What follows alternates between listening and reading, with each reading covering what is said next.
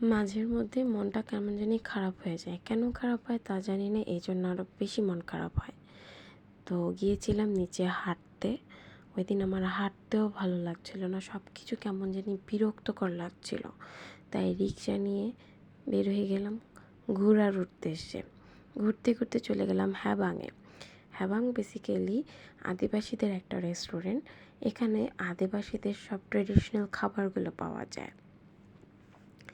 তো এই ছিল ওদের ইন্টেরিয়র ডিজাইন। এটা হচ্ছে জুম ঘর। এই জুম ঘরটা অনেক সুন্দর দেখতে। তো ওদের বাদবাকি ডিজাইনগুলো সুন্দর থাকলেও ওদের লাইটিংটা খুবই পচা ছিল, যার কারণে ছবি তুলে শান্তি পাচ্ছিলাম না, ছবি খুব পচা আসছিল। তো লাইটিংটা একটু ভালো হলে মনে হয় ভালো হয় ছবি তোলার ক্ষেত্রে। তো তারপর চলে গেলাম ওদের মেনু কার্ড দেখতে। তো ওদের মেনুতে কোনো কিছু তেমন অ্যাভেলেবেল ছিল না ওই দিন। আমি সব চিন্তা করে অর্ডার করলাম মুংডি। মুংডিটা ওদের ফেমাস একটা খাবার। অনেক তো বাদবাকিগুলো আসলে রিস্ক নিতে চাচ্ছিলাম না, ছিল বাট বুঝতে পারছিলাম না। তো যাই হোক, পরে আমি মুংডি অর্ডার করলাম। মুংডির টেস্ট বারটা আসলে এক একজনের কাছে এক এক রকম লাগবে। আমার কাছে এভারেজ লেগেছিলো, একটু স্মেলি ছিল আর চিকেনটা একটু ভাজা ছিল, যেটা স্টিম হলে একটু ভালো হতো। আমি আবার এখানে একটু এক্সট্রা টক অ্যাড করে নিয়েছি, টক অ্যাড করে খেতে একটু মজাই লাগে। তো তারপর এটা হচ্ছিল ওদের জুম ঘর। এই জুম ঘরটা আমার অনেক ভালো লেগেছে, যার কারণে এখানে আমি অনেক সুন্দর সুন্দর ছবি তুলেছি। সাথে আমার খালামণিও কিছু ছবি তুলেছে এখানে। ছবি তোলার পর আমি ওদের লোকেশনটা দিচ্ছি।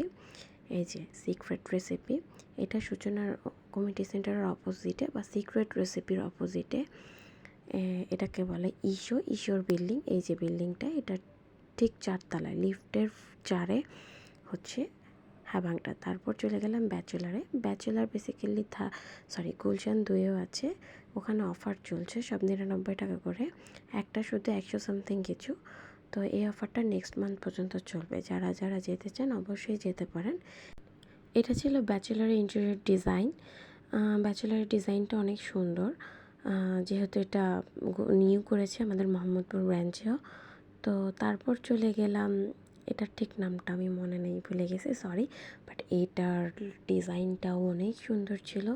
মিররটা একটু ময়লা ছিল, তাও গিয়েছিলাম এখানে চটপটি ফুচকা খেতে। যেহেতু অনেক রাতে যাওয়া হয়েছে, এখানেও সব কিছু অ্যাভেলেবেল ছিল না তেমন।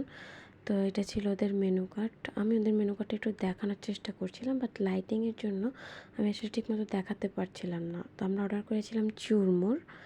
এখান থেকে চুরমুরটা খুবই পচা ছিল, এটা খুবই মজা ছিল না। যাই হোক, আর নেক্সট টাইম খাবো না এখানে চুরমুর। এই তো এই পর্যন্ত, আল্লাহ হাফেজ।